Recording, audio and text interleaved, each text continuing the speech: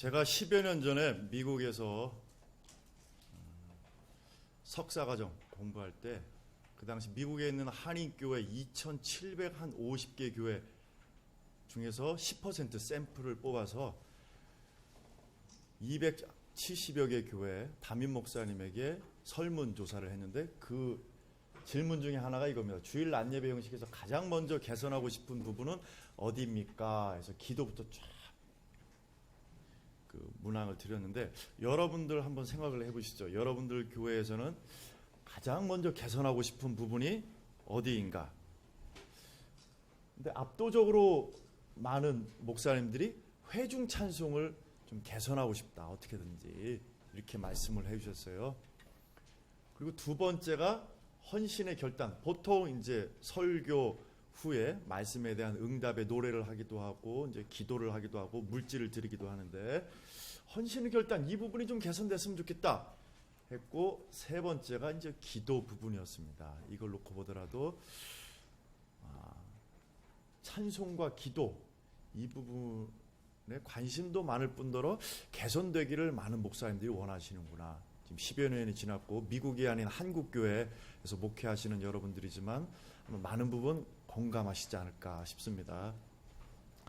제목이 찬송과 기도인데 국립국어원 표준국어대사전에 보니까 찬송은 하나님의 은혜를 기리고 찬양함 또는 그런 일 아니면 찬송가라고 정의가 되어 있는데 저는 더 넓게 예배에서 회중이 함께 부르는 노래를 찬송이라고 생각을 하고 이제 강의를 하도록 하겠습니다. 먼저 찬송과 기도의 관계를 살펴보겠습니다. 예배에서 우리가 하나님의 성품과 행위와 말씀에 응답하는 여러 행위가 있지만은 그것을 묶으면은 주로 이제 찬송과 아마 기도가 될 것 같습니다. 예배학자 돈 셀리어스 미국의 예배학자는 이런 얘기를 했습니다. 음악이 그리스도인의 기도에 필수적이다. 이렇게까지 얘기를 했습니다. 교회 음악 학자가 이야기한 것이 아닙니다. 그리고 제레미 백비라고 하는 영국 출신의 신학자도 이런 얘기를 했습니다. 교회가 처음 등장한 이후 기도할 때 음악은 자주 함께 했다. 기독교 역사에서 기도와 음악은 지금까지 거의 떼려야 뗄 수 없는 관계를 유지하고 있다. 이렇게까지 이야기를 했습니다. 찬송과 기도의 밀접한 관계를 보여주는 좋은 예가 바로 시편입니다. 잘 아시다시피 시편은 이스라엘의 찬송가 책이자 기도책이기도 합니다.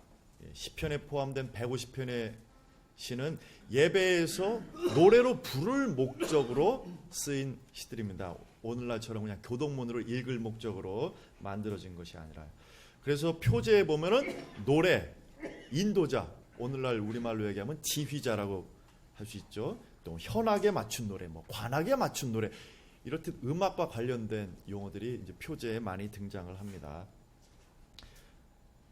그런데 시편에는 기도 내용의 시가 많이 있습니다. 시편의 많은 부분을 차지하는 것이 이제 탄식시, 감사시가 있는 걸로 봐서 이런 것들은 기도라고 말할 수가 있습니다. 또 시편 제2권의 마지막인 72편은 이새의 아들인 다윗의 기도가 끝나니라 라는 말로 마칩니다. 즉 이 노래는 기도의 노래라고 할 수가 있습니다. 하박국에도 마찬가지고요. 이상으로 미뤄볼 때 구약시대에는 찬송과 기도의 구분이 확실히 없었던 것 같습니다. 그리고 신약성경에도 기도와 찬송이 밀접한 관계를 가지고 있음을 몇몇 성경 구절을 통해서 우리가 알 수 있습니다. 야고보서 5장 13절 보면 너희 중에 고난당하는 자가 있느냐 그는 기도할 것이요 즐거워하는 자가 있느냐 그는 찬송할지니라 이렇게 이야기를 했습니다. 또 예수님에게도 시편은 기도서이자 노래이었습니다. 그 후 2000년이 지난 오늘날까지도 전 세계 많은 교단, 많은 지역의 교회에서 고정적으로 시편을 노래로 부르고 있습니다. 또 기도로 활용하기도 하고요. 아우구스티누스의 것으로 정해지는 유명한 말이 있습니다. 노래하는 사람은 2번 기도하는 것이다. 이것은 어떤 기도를 말로 하는 대신에 노래로 부르면 그 말에 완전히 새롭고 깊은 의미가 더해져서 그 말이 풍요롭게 되고 확장된다는 뜻일 수도 있습니다. 그리고 노래로 기도하면은 실제로 말로 하는 것보다 더 많은 신체 기관들이 사용되고 우리의 이성뿐만 아니라 감성까지도 동원돼서 기도하기 때문에 이런 말이 나왔을 수도 있겠습니다. 흔히 찬송을 곡조 있는 기도라고 말하는데 깔뱅도 노래를 크게 두 가지 종류로 나눴습니다. 공중기도에는 두 가지 종류가 있다. 하나는 말로만 하는 기도이고 다른 하나는 노래로 하는 기도이다. 깔뱅도 노래와 기도, 찬송과 기도가 굉장히 밀접한 관계에 있다고 보았습니다. 노래로 하는 기도를 보여주는 오늘날의 대표적인 예가 프랑스의 그 떼제 공동체입니다. 프랑스 남동부에 있는데요. 2차 대전이 끝나기 전인가 끝난 해인가 1940년 41년쯤 같습니다. 로제 수사라고 하는 분이 몇몇 형제들과 함께 초교파 그 공동체를 만들었습니다. 겉으로 보기에는 이거 카톨릭 아니야? 싶은데 꼭 카톨릭은 아닙니다. 여기서 유명한 것이 여러 가지가 있는데 이 떼제 공동체 고유의 노래가 아주 유명합니다. 이 노래가 한국에는 아직 잘 소개가 되지 않았는데 서양의 많은 나라 찬송가에는 이미 들어가 있습니다. 10여 편씩. 여기가 떼제 공동체입니다.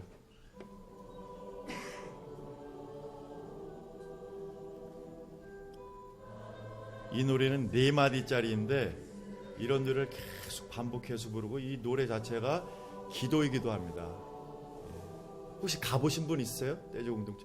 한번 가보신 분. 예. 저도 잠깐 들르기만 하고 기도회에는 참석을 못 해봤습니다.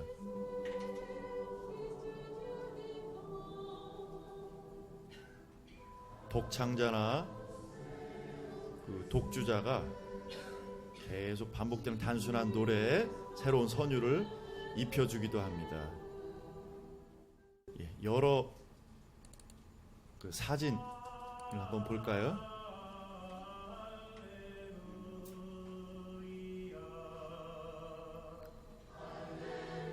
한국을 비롯해서 세계의 많은 지역의 교회에서 이런 떼제식 기도회를 정기적으로 실시하고 있습니다.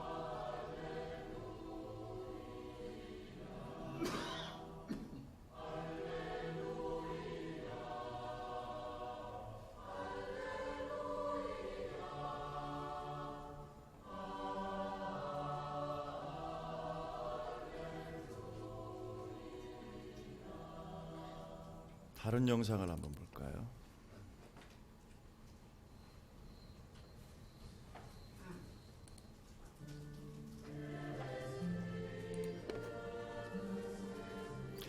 전 세계에서 여러 나라에 특히 젊은이들이 많이 모여서 함께 노래를 합니다.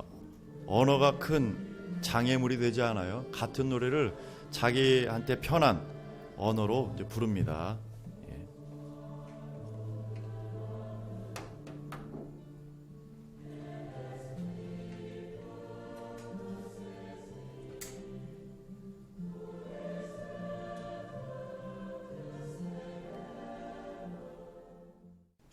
한 곡을 10번 이상씩도 계속 묵상하면서 부릅니다. 떼제 공동체에서 하는 말은 노래로 기도하는 것은 하나님을 찾는 가장 중요한 방법 가운데 하나라라고 말합니다. 떼제 공동체 방문해 보신 분은 가장 인상적인 것 중에 하나가 바로 이 기도회, 특히 노래로 깊이 묵상하면서 반복하면서 기도하는 이것이 가장 인상적이다. 많은 분들이 이야기를 하십니다. 떼제 공동체의 노래뿐만 아니라 오늘날 한국교회에서 많이 부르는 찬송가나 현대 예배곡으로도 기도를 할 수가 있습니다. 가사 자체가 기도문인 노래가 많이 있습니다. 다양한 주제의 기도 제목에 적합하면서도 우리의 마음을 표현하기에 좋은 가사를 지닌 노래들이 많이 있습니다. 찬송가 중에서 예를 들자면은 나 주의 도움 받고자 주 예수님께 빕니다. 내 모습 이대로 주 받으옵소서. 이 노래 자체가 기도입니다. 그리고 겸손히 주를 섬길 때 괴로운 일이 많으나 굳건한 믿음 주셔서 잘 감당하게 하소서. 예? 주님의 뜻을 이루소서. 고요한 중에 기다리니 진흙과 같은 날 빚으사 새롭게 하여 주옵소서. 이런 찬송가는 기도입니다. 예, 기도하는 마음으로 불러야 되겠습니다. 그리고 현대 예배곡 중에서도 온 마음 다해 사랑합니다. 이건 그냥 노래가 아니라 기도입니다. 사랑합니다 나의 예수님. 가사 자체가 기도인 것들이 있습니다. 주님 사랑해요 온 마음과 정성 다해. 다 기도입니다. 그리고 주님 말씀하시면 내가 나가리다. 한국교회에서 많이 부르는 이런 노래들은 가사 자체가 기도문입니다. 찬송과 기도가 이렇게 밀접한 관계에 있다라는 것을 보여주는 대표적인 예들입니다. 그리고 현대적인 예배가 등장하고 확산되면서 찬송과 기도가 더욱더 밀접한 관계를 갖게 됐습니다. 소위 전통적인 교회에서는 기도, 찬송, 그다음에 교동문, 찬송, 사도신경, 기도와 찬송이 구별됐는데 요즘은 같이 한 15분에서 한 30분 정도 찬송하다가 우리 다 같이 기도합시다. 주여 우리의 심령을 어루만져 주소서. 우리 다 같이 기도하겠습니다 하다가 또 노래가 시작되기도 하고 또 이제 기도하고. 찬송과 기도가 함께 어우러져서 설교 전에 한 30분 정도 경배와 찬양으로 진행되는 예배를 드리는 교회들이 이제 많이 있을 겁니다. 이런 예배에 있어서의 음악 인도자는 단지 그 찬송 인도자, 송 리더가 아니라 기도와 함께 예배의 전반적인 부분을 끌어가는 워십 리더라고 하죠. 그래서 소위 전통적인 예배에서보다 이 현대적인 예배에서는 이 음악 인도자의 역할이 더욱더 중요하게 됩니다. 왜냐하면 많은 경우 찬송 인도자와 기도 인도자 역할을 함께 담당하기 때문에요. 많은 목사님들 중에서는 너는 찬송만 인도해, 기도는 따로 할게. 왜 네가 나와서 설교까지 하려고 하냐라고 이제 지적하시는 분들도 있지만 많은 경우 이제 자연스럽게 찬송하다가 기도로 넘어가는 이런 예배를 시행하는 교회들이 많이 있습니다. 그 다음에 큰 두 번째 주제로 노래로 하는 합심기도. 노래로 하는 합심기도의 장점을 보겠습니다. 기도를 말로도 할 수 있는데 어떤 내용의 어떤 주제의 기도를 노래로 할 때 장점이 무엇이냐 한번 보겠습니다. 첫째, 감정 표현을 도와주고 감성을 자극합니다. 음악은 말로 다 표현할 수 없는 것들을 표현할 수 있게 해주는 좋은 매체입니다. 아까도 말씀드린 미국의 예배학자 돈 셀리어스는 말하기를 음악은 가사만으로는 표현할 수 없는 우리의 두려움, 불안, 기쁨, 갈망 그리고 행복감을 표현할 수 있다. 너무 복잡해서 이름을 붙이기도 어려운 어떤 감정들을 분명히 표현할 수 있는 유일한 방법은 음악과 노래이다. 많은 분들이 기도가 나오지 않을 때 자연스럽게 그냥 노래로서 기도하신 경험을 가지신 분들이 아마 대부분일 겁니다. 또한 음악은 우리의 지성을 넘어 감성을 만집니다. 인지 심리학자이자 신경과학자인 데니얼 레비틴이라고 하는 분이 말하기를 감정을 불러일으키는 데 있어서는 음악이 언어보다 낫다. 이렇게 아주 단언을 하고 있습니다. 그는 더 나아가서 음악은 가사 없이 그 자체만으로도 적절한 감정을 효율적으로 불러일으킨다. 이렇게까지 말했습니다. 이것은 20세기에 이르러서 최근에 과학자들이 발견한 것이 아니라 옛날부터도 사람들이 다 경험한 것입니다. 우리가 다 잘 아는 아우구스티누스 고백록 9권에 보면 이런 말이 있습니다. 나는 당신을 찬양하는 찬송과 노래를 듣고 얼마나 많이 울었는지 모릅니다. 아우구스티누스가 이제 회심을 하고 세례를 받았을 때 장면을 묘사한 것입니다. 그리고 당신 교회의 아름다운 음악 소리에 얼마나 깊은 감명을 받았는지 모릅니다. 그 노래 소리는 내 귀에 흘러들어갔고 그 진리는 내 마음속으로 스며들어 안으로는 내 경건의 감정이 차고 넘쳤고 밖으로는 눈물이 넘쳐 흘러나왔습니다. 그러나 그것은 행복의 눈물이었습니다. 요즘 찬양 집회에 가서 은혜 받은 어느 청소년의 간증이 아닙니다. 4세기경에 아우구스티누스가 그 당시 음악을 듣고 이렇게 감격의 눈물을 흘렸다고 하는 것입니다. 그런데 조금 뒤에 가보면은 10권 33장에 아우구스티누스가 이런 고민을 털어놓습니다. 당신의 말씀이 노래로 잘 불릴 때는 그렇지 않을 때보다 내 마음이 더 헌신적으로 더 열정적으로 신앙의 불길에 타오르게 되어 나는 그 노래에 과분한 자리를 내주는 듯 하기도 합니다. 내가 관찰하기에는 노랫소리에 있는 어떤 양상이 내 마음의 여러 가지 감정의 양상과 상관관계를 가지고 있어서 내가 알지 못하는 은밀한 방법으로 내 감정을 고무시키는 듯합니다 하고서 그 뒤에 보면은 이렇기 때문에 내가 예배 시간에 회중이 찬송할 수 있도록 허용을 할 것인가 아예 금지시킬까? 왜냐하면 사람들이 음악 때문에 취할까 봐. 그러나 음악으로 하나님을 찬송하는 데에는 성경적으로 역사적으로 근거가 있다 해서 나는 허용하는 쪽으로 마음을 결정하기는 하지만 여전히 내가 음악 때문에 이렇게 기뻐하는 것은 아닌가. 굉장히 경계하는 모습을 고백록에서 볼 수 있습니다. 이 정도로 4세기경에도 이미 음악이 감정에 얼마나 큰 영향을 미치는지를 사람들이 알고 있었다고 하는 것입니다. 깔뱅도 마찬가지입니다. 깔뱅도 제네바 시편과 서문에서 사실 우리는 경험에 의해서 노래는 사람의 마음을 움직이고 불타게 하는 큰 힘과 능력을 갖고 있다는 것을 안다.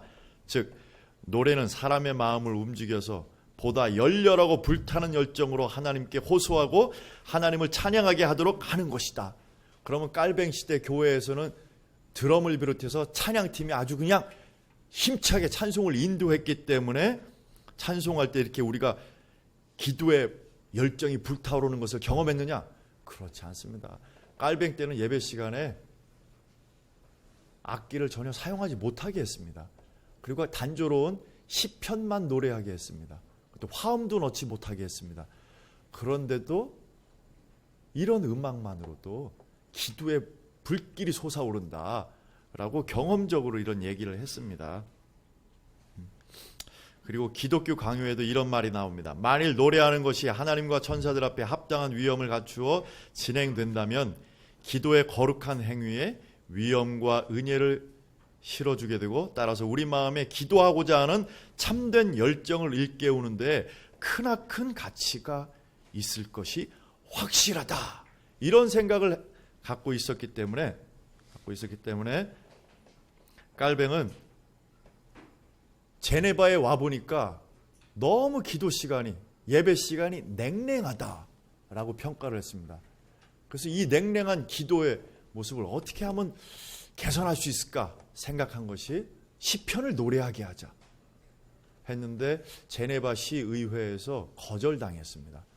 그래서 스트라스부르크로 가서 이민자들 대상으로 목회를 할 때 시편가를 그때 19편인가 만들어서 노래하게 했는데 역시 예배 분위기가 달라지는 것을 경험적으로 알게 됐습니다. 나중에 제네바로 넘어오라는 초청을 받은 뒤로는 제네바 시편가라는 이름으로 한 20여 년에 걸쳐서 150편 전체를 노래로 만들 때까지 개정 증보판을 내놓았고 깔뱅은 예배 시간뿐만 아니라 길거리에서도 시편을 노래하게 했습니다. 왜냐?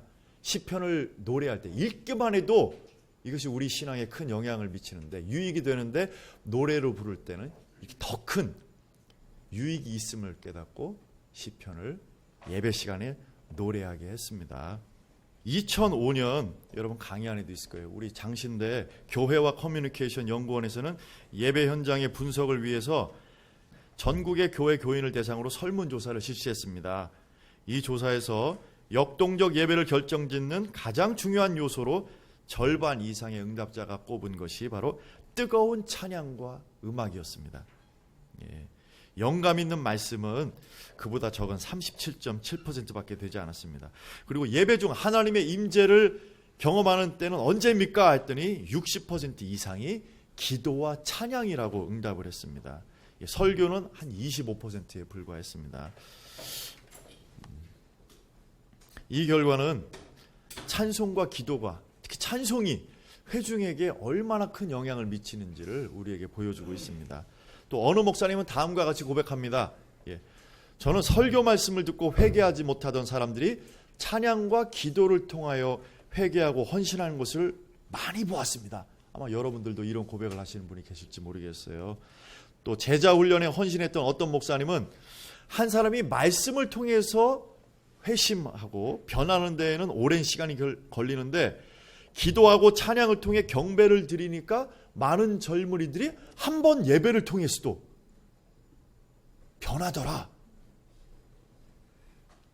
그리고는 그분 목회할 때에는 물론 설교도 계속 최선을 다해서 준비하시겠지만 기도와 찬양에 더욱더 신경을 쓰게 됐다 고백을 하십니다.